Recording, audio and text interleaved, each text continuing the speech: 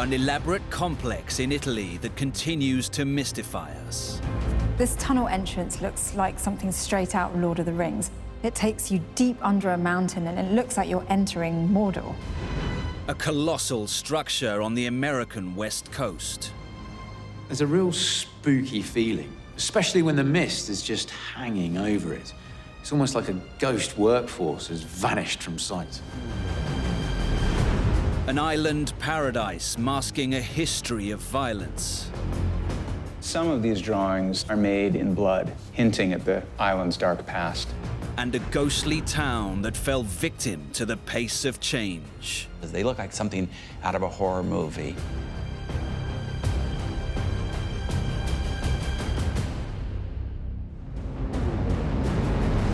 Some are engineering marvels now abandoned, or ruins shrouded in mystery. But within each of these decaying structures are the echoes of history.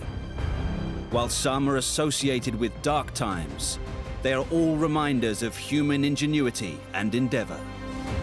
Each haunting shell is now ready to be unmasked to tell its own unique story.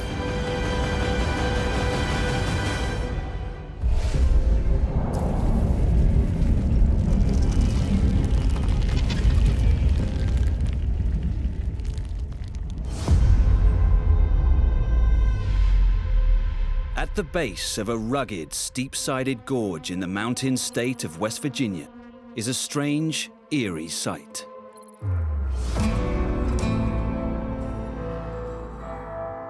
The town itself is set sort of deep within a sort of risen gorge, and so in some ways it's kind of almost protected by the rocks around it and quite hidden. Despite being so isolated, the town has an oddly familiar feel. You kind of feel like you're walking into a movie set from a late 19th century, early 20th century scene where maybe there should be some poker dealers, maybe a few ladies of ill repute. It really is as though people were there yesterday and now things have stopped and they've moved on. A strip full of stores flanking a railway line seem almost completely intact. At the base of this narrow gorge, you come across a strange sight. A row of shops and businesses. It has all the markings of a town. But then it dawns on you, this place has been completely deserted. It's not like your typical ghost town where everything's falling down or in ruins. The buildings look like someone could move in and fix them up and turn the lights back on.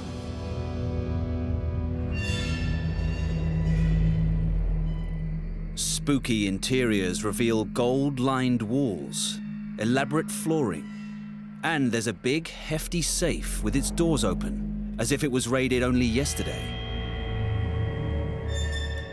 Other buildings, though, have fared less well. When you go up on the hills, you see these ruined old houses. They look like something out of a horror movie. Yet the occasional train still flashes past, and the clues suggest this was once a bustling town. In the distance, through the mist, you can just about make out a strange structure protruding above the trees. And that gives you a clue as to why this town is here.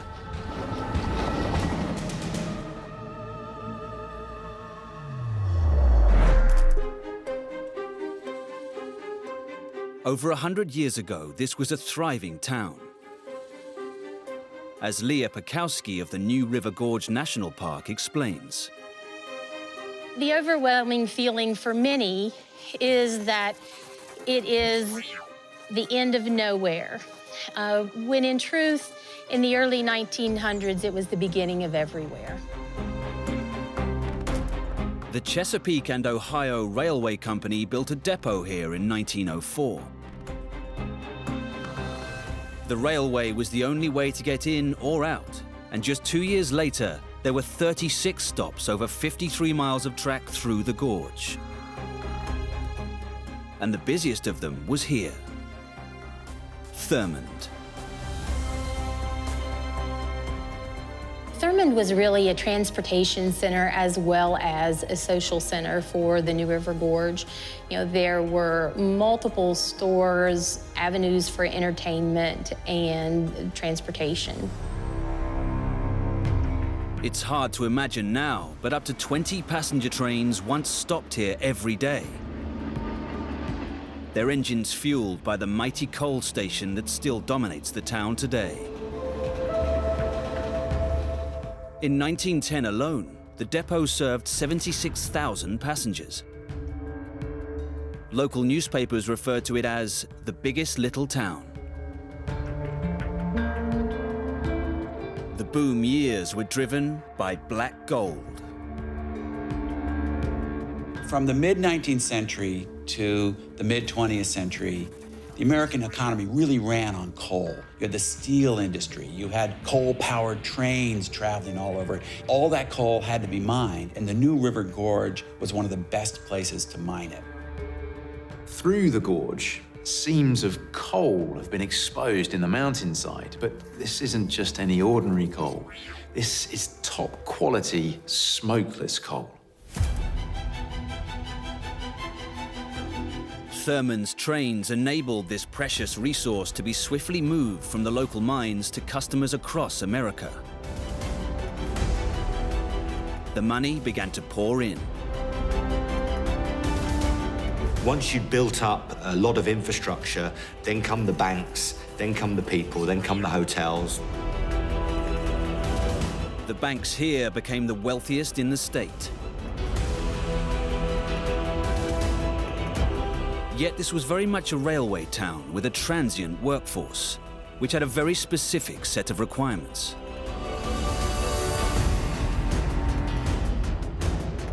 You had all these workers moving through, you had all the support staff for the mines, so the town needed everything that a major city would have. You needed butcher shops and stores and shoemakers, and they even had a red light district. W.D. Thurmond, the founder of the town, ran most of it according to his strict Baptist beliefs, which meant alcohol was banned. Yet, to his dismay, the hotels in the wider community became famous for drinking, and much more besides. The most notorious of these was located just across the river. The Dun Glen Hotel was kind of the hub of everything. And it was pretty extravagant for the time period. There were 3 stories, 100 rooms, a lot of businessmen stayed there. This was the social core of the town, where coal barons and laborers alike partied hard. A red light district soon developed round this colorful place. Mining towns tend to be pretty rough places. You usually have overwhelmingly male population, and with the male population, you have certain needs and desires that a separate underground economy might grow up to satisfy. The Dun Glen Hotel developed a notorious reputation. Prostitution, gambling, and supposedly, it hosted the longest poker game ever in history. That was rumored to have lasted 14 years. As the Dun Glen became a nationally famous resort, it flaunted the prohibition laws, so police raids were common. But in July 1930, everything came to an end, when the entire building was burnt to a cinder.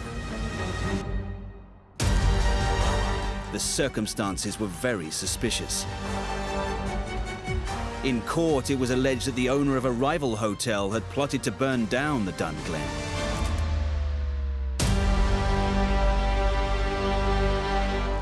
There's several theories of why the hotel burned, but really and truly it is a mystery. In truth, Thurmond had been in decline long before the infamous hotel burnt to the ground. It fell victim to a combination of prohibition, the rise of the automobile, and the relentless pace of change. gradually technology changed. There were other ways to mine coal. Strip mining began to replace the kind of deep underground mining that was done in the New River Gorge. So over time, the mines began to shut down. The economic high tide of that era began to recede, and with it went the fortunes of the town. The railroad kept Thurmond alive into the 1950s before it suffered another blow. This one was final. What truly sealed the fate for Thurmond was the arrival of the diesel engine. Diesel engines didn't need as much maintenance. Thurmond was home to a major repair shop for the rail line. When the steam engines went, there was much less reason for the railroads to require service in the town of Thurmond. This was a town built around the steam engine, but now its many rail yards and repair shops were rendered obsolete. With little of the town left around them, the railroad offices finally closed in 1984.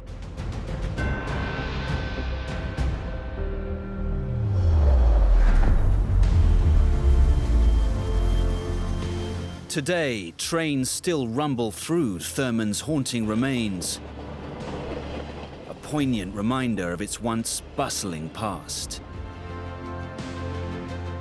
Thurmond rode the boom and bust of coal in the United States. The reasons that a thriving town grew up in this particular time and place, those change, and with it go the people.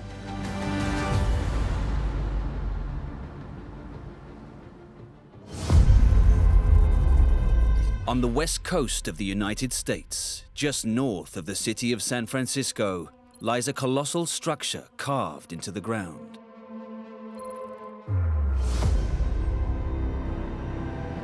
It's a long, stadium-like structure sitting right next to the water, and it is enormous, this vast, empty pit.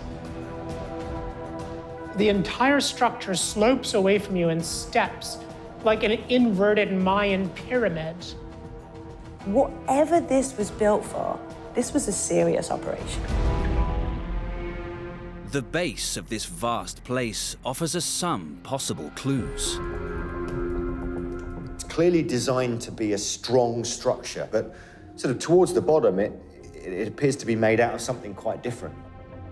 The last few steps, they are crumbling away.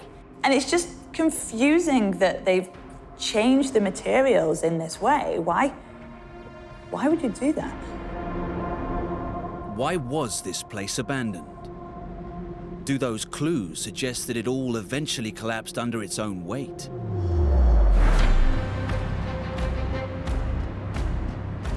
The story of the site goes back to the 19th century. While the east coast of the USA was well developed and defended, the younger, newer west coast cities were still vulnerable to attack. As gold is discovered in California, it becomes more and more important to project power to the West Coast in order to make sure that nobody comes along and takes it. It must be defended. Battles were being fought against Native Americans in the north, and there were other wars in Central America to the south. Mare Island was the obvious site for the first naval station on the west coast. It was the completion of this particular facility in 1891 that would power the US into the next century, as retired engineer Bruce Christensen explains. This was definitely the dawn of a new era for the United States Navy in the defense of the United States of America. It measured over 400 feet in length and took almost 20 years to build. This is Mare Island's Dry Dock number 1. The construction of this huge dry dock resulted in a new era to allow ships larger than had ever been allowed before to dock and be repaired and overhauled. The dry dock immediately proved its worth, greatly enhancing the defenses of the US West Coast. But an unexpected event soon threatened its future. The main parts of the structure, these big steps, are made of massive blocks of granite, and all of that granite had to be brought in by ship. So you can imagine this is a major undertaking. Granite is heavy. Whoever built this, they weren't thinking about saving money. They were thinking about building a structure that would last. But the bottom few steps tell a different story. When you look at this crumbling of the lowest levels, you wonder, was it this disintegration that caused this place to be abandoned? Two very different types of building materials, both of which are a big part of the dry dock's story. In 1898, the Mare Island dry dock was given a severe test by Mother Nature. Testament to how good and strong the structure is, that there was a big earthquake that struck that island. All the buildings in the vicinity, so around it, they collapsed. But the structure itself remained pretty much intact with very little damage whatsoever. The fractured lower steps, in fact, reveal a later attempt to adapt the site. Other shipyards were built that took the defenses on the west coast to a whole new level.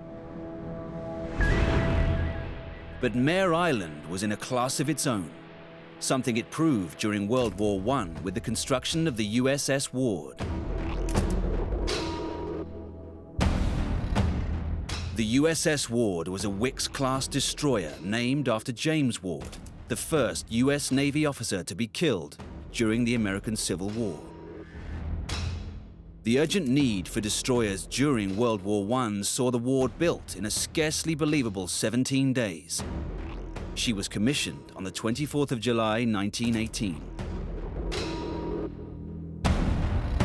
This place set a record in shipbuilding.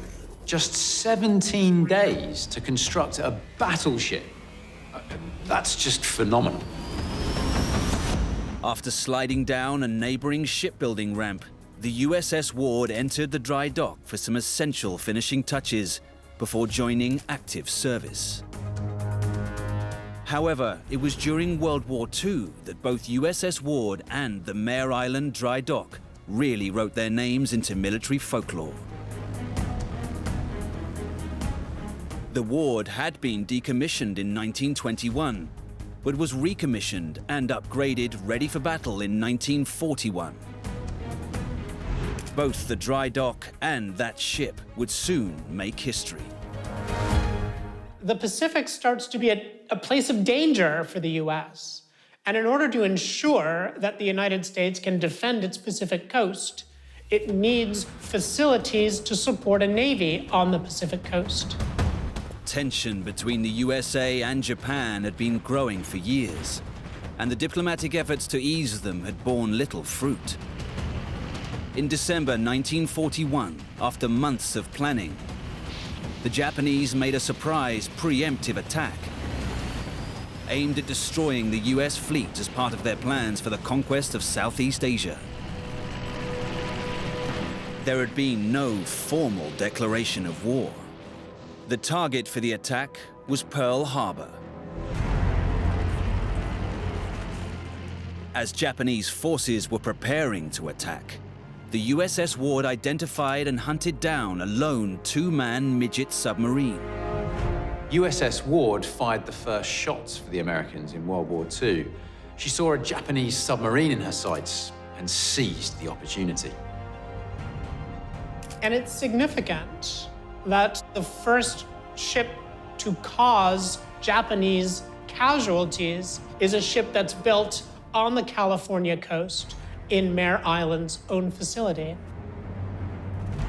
In terms of US history, the attack on Pearl Harbor was one of the country's gravest moments. But that first retaliation by USS Ward would set the tone. The Americans were going to come right back at the enemy. The Second World War saw Dry Dock No. 1 really come into its own. Its ingenious design made light work of getting damaged ships in and ready for repair. Well, first we take this dry dock, we fill it with water through the pumps at the far end. Next, we bring it to the level of the strait out here. With the water now level on both sides and the pressure balanced, this end gate, called a caisson, was moved out to allow the damaged ship in. Then the dry dock was sealed back up and drained. The ship was now ready to be worked on and repaired.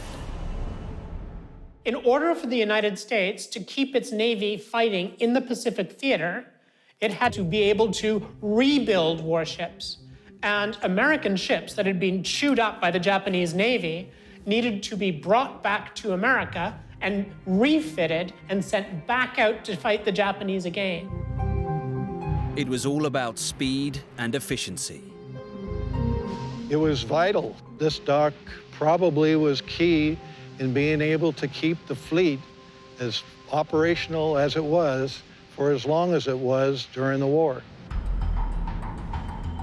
Having played a vital role during 2 world wars, Mare Island would next play its part in the Cold War. And it's that which explains those cracked bottom steps. Mare Island adapted from being a place where you would build or repair surface ships into a place where you would repair submarines that would be shadowing the Soviet Navy in the Pacific. To allow larger ships to dock, the steps and the long concrete section at the end were added to the original structure in the late 1970s. So those layers that you see and those bottom few steps, those ones that are now crumbling, they were the tagged-on extension, so to speak. Despite its crucial role in the US Cold War effort, the site was finally deemed surplus to requirements in 1993. And from that moment, while the granite stood strong, the lower levels began to crumble. It's funny when you look at the structure that the most modern parts, those concrete step extensions, they're the ones that are in the worst state of repair. Ultimately, this dry dock had been a vital part of the defense of the West Coast for over a century. Without this place, the history books might tell a very different story.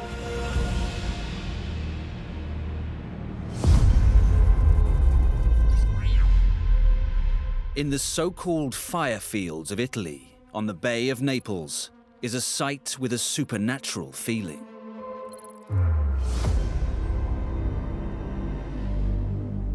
In the shadow of Mount Vesuvius, the destroyer of Pompeii, a labyrinth of underground tunnels continues to mystify.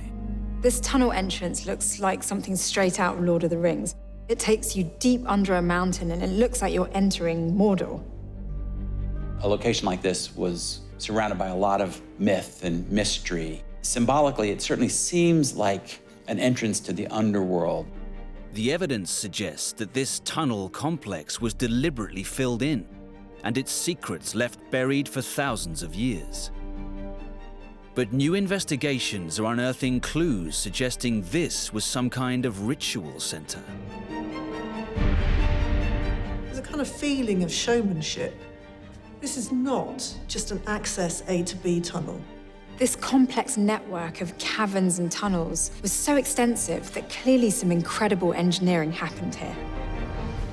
There was also a mysterious oracle, an oracle of the dead, the entrance to the underworld. This subterranean network is somehow connected to a grand complex of ruins above. Was meticulously built with a massive amount of difficult engineering of tunnels and waterways, columns, frescoes, mosaics. Above ground, it looks so palatial that you couldn't help but wonder what this was for or who it was for. The site is associated with some of the most famous names in human history. But why did they come here? And what secrets are held beneath the mountain? Descending from the sister volcano of Mount Vesuvius is a strange tunnel. The secrets contained within the base of the mountain remained buried and hidden for thousands of years, until a dramatic discovery was made in the 1960s, as caver Graziano Ferrari explains. This place was left abandoned for nearly 2,000 years. We knew that these British and American researchers started investigating in about 1960. In the 1960s, you've got a big local NATO base, and all sorts of people are working there, including a chap whose hobby was archaeology. And he found this site. That amateur archaeologist was Robert Paget, and he soon realized he'd stumbled onto something of real significance. He read up about it, and then the next 10 years spent digging out these tunnels. And in that 10 years, he came up with the most incredible theories. Paget became convinced that the passage was part of an elaborate ceremonial site. So we had to check their conclusions and actually to re-explore again, because for nearly 50 more years, the place was abandoned again.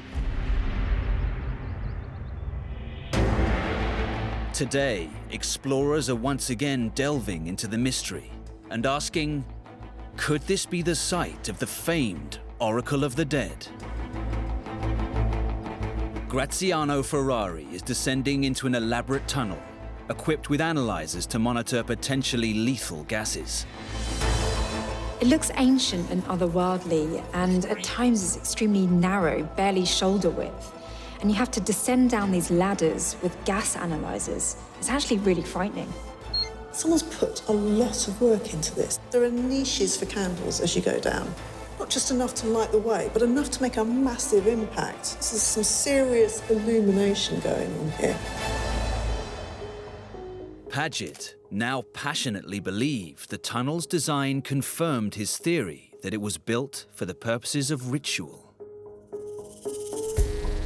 It's also not straightforward. As you go down into this tunnel, very narrow, you have to turn your shoulders. It doesn't actually lead you straight to where you're going. It's curved. It snakes around a little bit. As the tunnel enters steeper gradients and curves, there is a sense of the theatrical to the journey.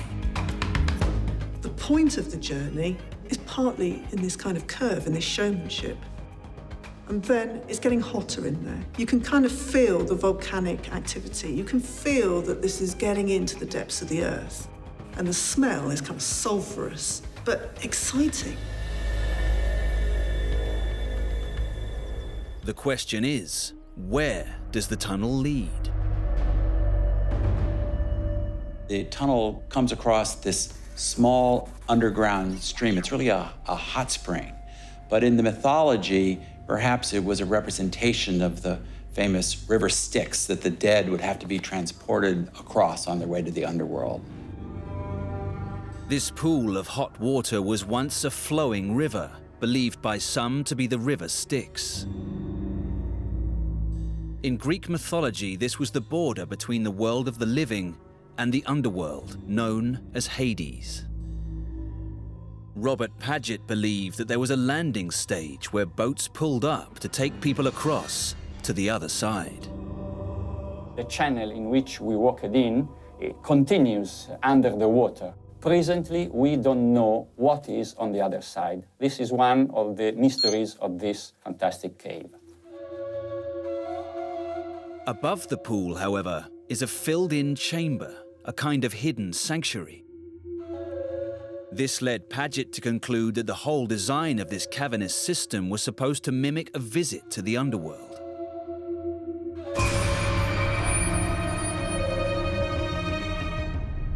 He was convinced that he'd stumbled upon the so-called Oracle of the Dead. In both the Greek and the Roman eras, people believed that in certain locations like this, there was a special type of a priestess, an oracle, who could tell your future. People would descend to the sweltering depths to hear prophecies and have their futures told by the priestess. Historians believe that they may have solved some of the mysteries surrounding the oracles. Today, there's a theory that many of these oracles were actually in locations where, in fact, there were fumes coming out of the earth that would lead any person to begin to hallucinate or to have out-of-body experiences. And the priestesses of the area kind of played on that. And if they were using the sulfurous fumes and the sheer theatre of the experience, then perhaps I'd fall for it today, just as people did 2,000 years ago. Some of the tunnels and huge rooms still remain a mystery to this day, but others provide some clues about the connection with the ruined site above. This was the steam channel intended to bring the steam under this space, under this false floor. But for current investigator Graziano, the subterranean tunnels served a purely functional purpose. This was, in modern terms, a steam room, part of a wider complex designed to exploit the geology of the region. The whole complex was engineered to let visitors take advantage of all this volcanic heat and hot water. There were steam rooms, there were hot tubs, there were also cold pools, all of them connected, all of them clearly part of some kind of health-giving ritual. This is Baia Archaeological Park, once a Roman spa town.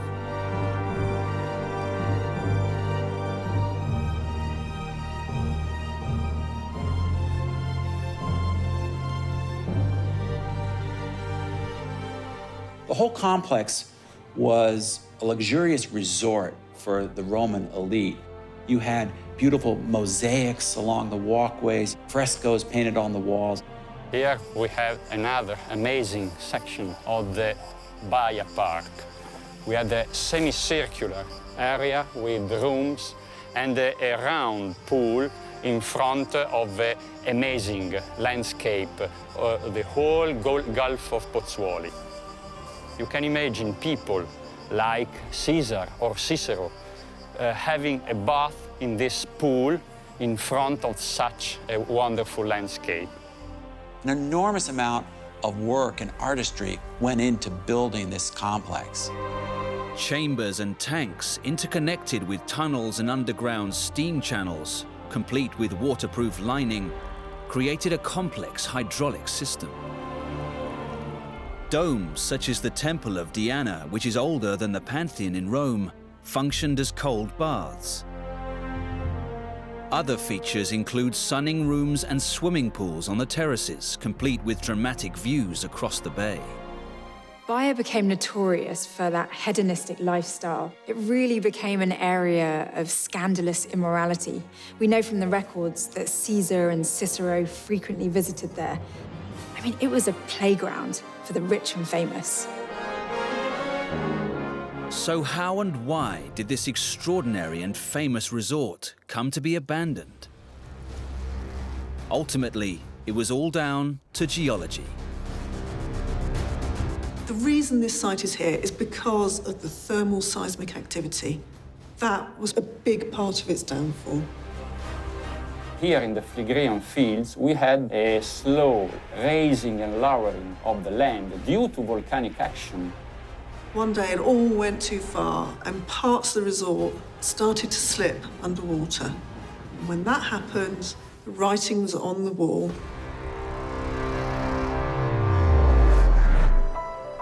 Today, this remarkable site is open to the public, yet it remains largely unknown to tourists.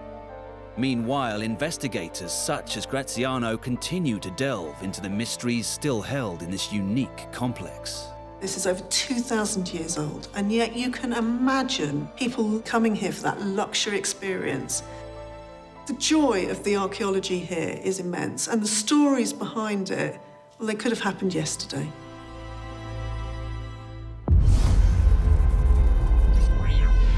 In the Gulf of Nicoya, off Costa Rica's Pacific coast, is what appears to be an isolated paradise. It's an island encircled by palm trees and sandy beaches. This island is full of natural life and surrounded by tropical waters. At first glance, it looks like some kind of paradise, but it hides a dark and cruel history. Today, Costa Rica is a popular holiday destination for Americans. This place, however, couldn't be further from that image. It has a haunted and desolate feel to it. On the approach to the island, a rickety old pier leads into a maze of structures. Roots and vines wrap themselves around ruined remains.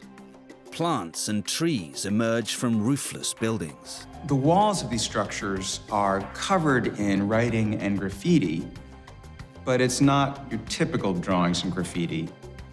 These paintings depict life and tell stories of severe pain and anger. On closer inspection, it appears that some of these drawings have been written in blood. So why is there blood on the walls? What darkness fell over this apparent paradise?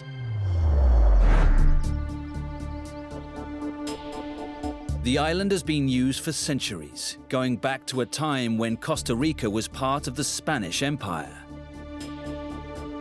Isla San Lucas is an infamous island. It's been used as a prison for centuries, going right back to the Spanish conquistadors, who used it as a detention center for local tribes in the 16th century.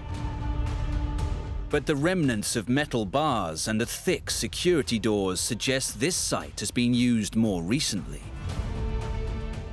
In 1871, President Thomas Gardia created a constitution for the newly independent nation of Costa Rica. While he abolished the death penalty, he also chose this location for a new penitentiary.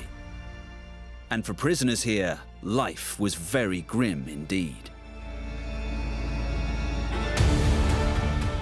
This is Isla St. Lucas Prison. This became a prison for some of Costa Rica's most notorious criminals. Thieves, murderers, hitmen, you name it, they were here. It was certainly not a place for the faint-hearted. Prisoners fought amongst themselves, not just with their fists, but with self-made machetes, as former inmate Eloy Solazano recalls. I was in a machete fight with some prison inmates. Thank God I'm alive to tell this story.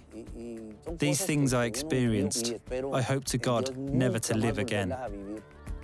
Atrocities were commonplace here, and overcrowding was rife. You had as many as 70 prisoners kept in a single cell. Adolescents as young as 14 years old were incarcerated and placed in this environment of disease and murder. And to be sentenced here was considered by many to be a death sentence. Inside the crumbling cells, graffiti covers every wall. The art and graffiti on the cell walls give a fascinating insight to what the prisoners were going through. They clearly depict the life of suffering, pain, hatred, and loneliness, as well as highly sexual content. A horrific rumor has recently surfaced about the suspicious fading red color of some of the graffiti. Some were allegedly painted with the blood of a nurse who was murdered inside the prison.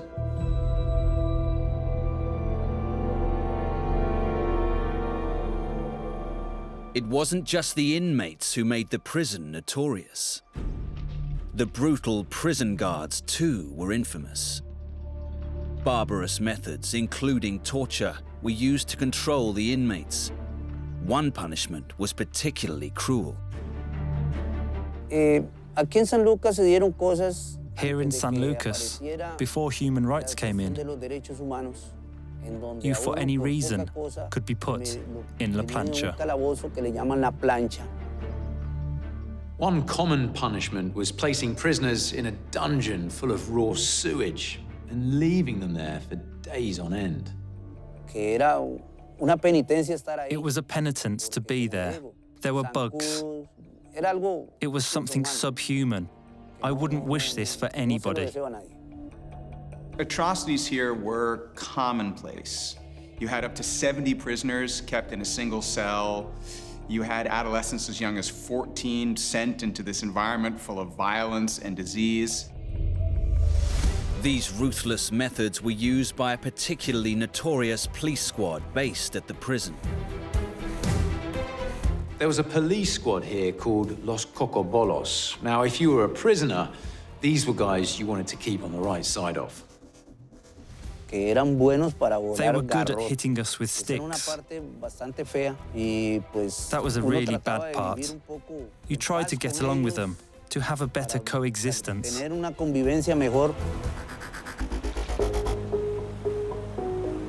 Little wonder that escape was never far from the minds of inmates. Some inmates would throw themselves into the water, trying to escape. But was it possible to escape from Isla San Lucas? And what was it that finally led to its closure? But to escape from here was no easy feat. Even if you could get out of the complex and to the water, you were going to find sharks and a long, dangerous swim. Isolated on this tropical island, they'd never have stood a chance. Many didn't even make it to the water. And from where they were caught, within the perimeter of the island, they were brought to the dungeons, hitting them without stopping.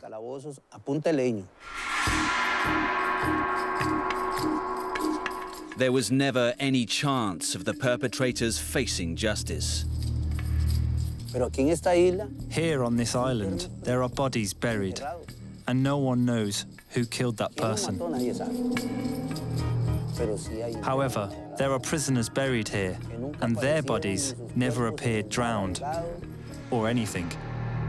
Shocking institutional torture, bodies disappearing without trace. Surely enough on their own to close the prison down. But perhaps they weren't the only reasons. A lot of people were saying that San Lucas was shut because of inhumane treatment.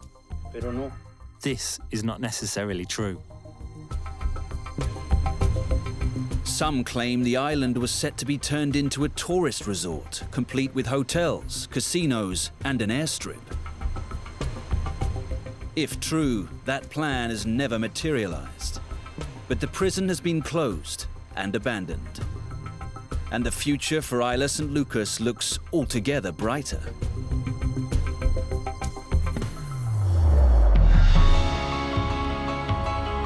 Today, the island is part of the National Wildlife Preserve, with tourists visiting the island daily to enjoy both the ruins and the stunning nature. And now it feels much more like the Costa Rica that holidaymakers have come to know and love.